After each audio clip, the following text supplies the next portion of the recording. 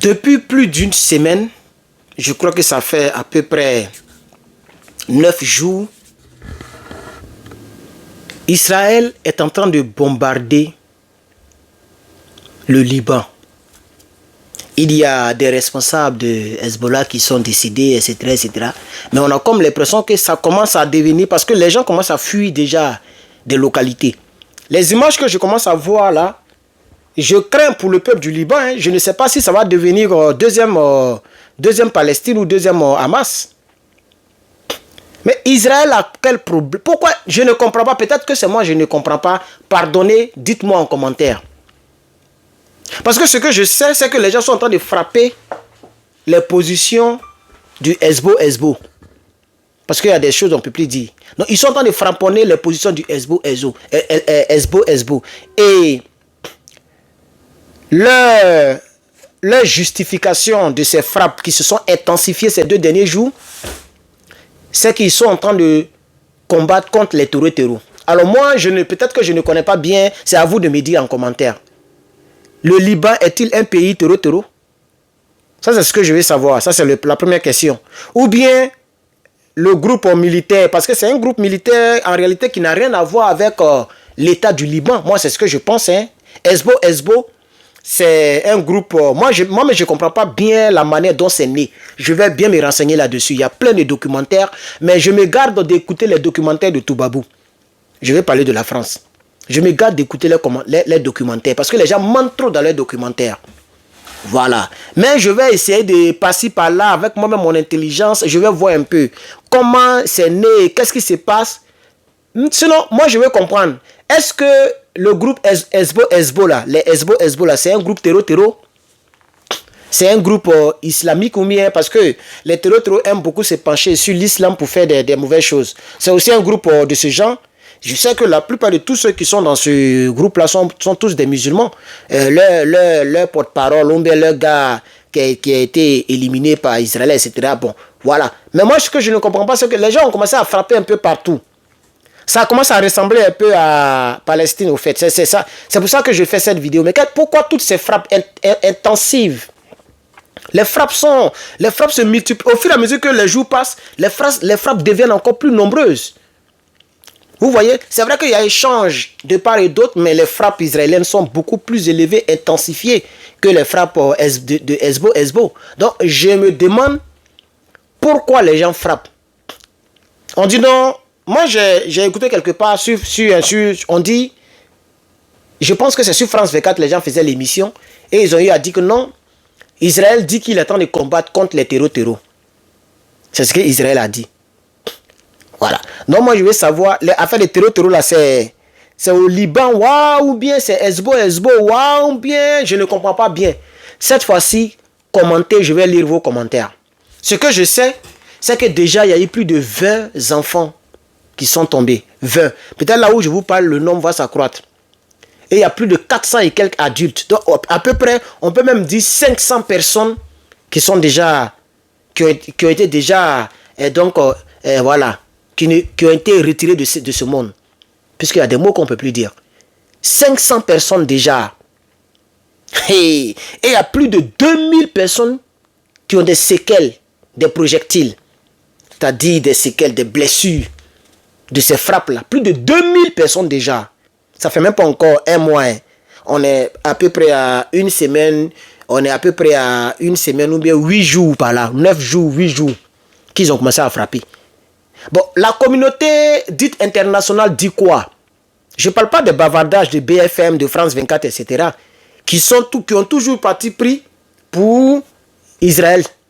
Tout ce que Israël fait, eux, ils soutiennent. Ça, c'est ce que j'ai remarqué. Mais je vais parler de l'opinion même, l'opinion singulière, c'est-à-dire vous et moi. Ou bien ceux qui connaissent un peu ce qui se passe. Que dit la communauté, ou bien, je ne sais pas, l'union les ONG des droits de l'homme. Parce que moi, c'est vrai que je ne suis pas musulman. Moi, je ne suis pas musulman en termes religieux. Je suis chrétien en termes religieux.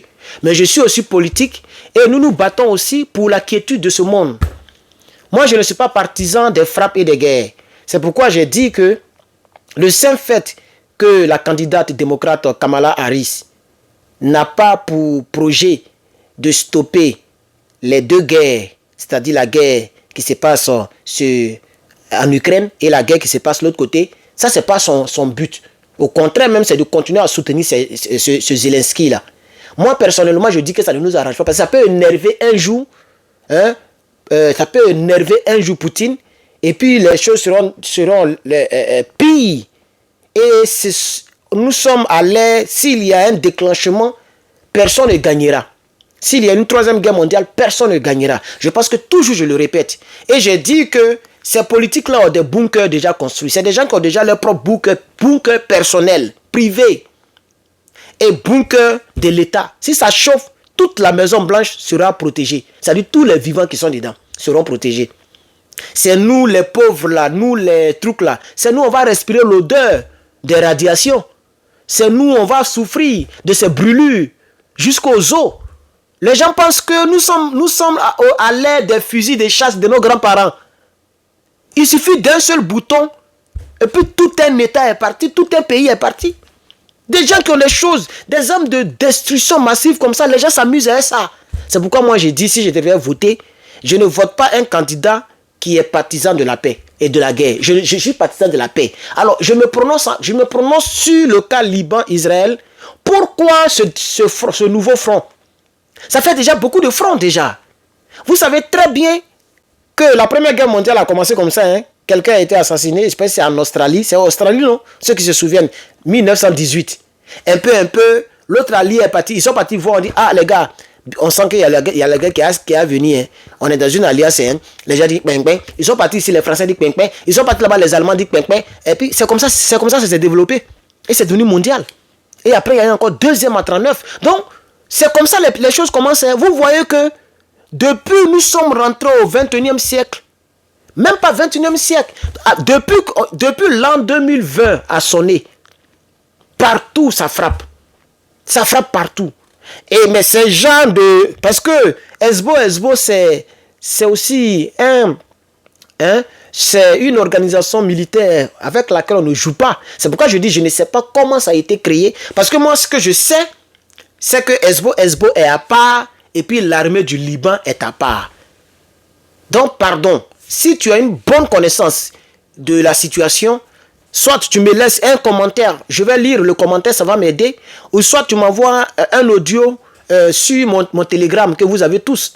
Parce que je veux vraiment, je veux comprendre un peu ce qui se passe. Parce que 2000 blessés déjà et 500 personnes qui sont déjà, que les gens ont failli évaporer, je n'ai pas dit le mot là, 500 personnes. Parmi les 500, il y a déjà 20 enfants. Les gens disent 21 enfants. 21 enfants. 21 enfants. Il faut parler français. Parce que nous, on ne sait plus parler français. Nous, on parle maintenant English. Donc, vous comprenez, chers camarades, c'est dans ce cadre-là que j'ai lancé cette vidéo préenregistrée. Vous êtes avec Herman le Patriote. Vraiment, j'aimerais savoir ce que vous en pensez de cette situation. Parce que je me dis que ce n'est pas dans l'intérêt de l'humanité d'ouvrir plusieurs fronts. Vous voyez, il y a déjà un front de l'autre côté, du côté Palestine-Israël. Il y a un autre front en Ukraine, qui est très dangereux aussi. Il y a un front qui se prépare avec Taïwan et la Chine. Et voici encore un autre front avec Hezbollah et puis Israël. Vous voyez que déjà ça fait 4 fronts. On ne parle même pas encore de tout ce qui se passe en Afrique. Donc si Israël est trop zélé que les gens veulent frapper les terreaux. Mais je pense qu'il y en a beaucoup en Afrique de l'Ouest. Venez nous aider alors. Comme vous êtes trop zélés. Vous voyez. Donc c'est dans ce cadre-là que je réalise cette vidéo. Merci beaucoup de votre aimable attention. Merci d'avoir suivi cette vidéo préenregistrée. J'ose croire que les discussions vont se poursuivre en commentaire. Partagez la vidéo, likez surtout YouTube, mettez beaucoup de likes. Et YouTube, vous pouvez aussi me remercier. Regardez en bas, il y a des boutons qui sont là. Il y a un bouton où c'est mis un cœur, où tu peux remercier ton YouTuber en lui donnant quelque chose. Vous pouvez me remercier en cliquant sur ce bouton ou bien en souscrivant. Et soyez rassurés que vous êtes abonné à ma chaîne YouTube.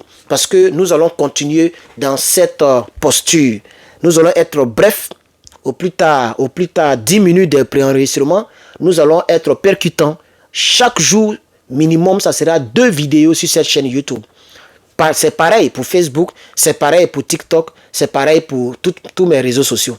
Voilà. Donc, encouragez-moi, mettez beaucoup de j'aime, ça va sécuriser la vidéo, ça va permettre à ce que l'algorithme de ces réseaux sociaux puisse permettre à ce que la vidéo soit relayée. Partagez-la, très important les partages. Partager, c'est informer, hein.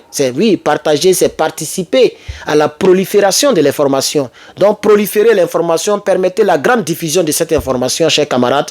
Voilà, que Dieu bénisse l'Afrique, que Dieu bénisse le monde. Bonne soirée.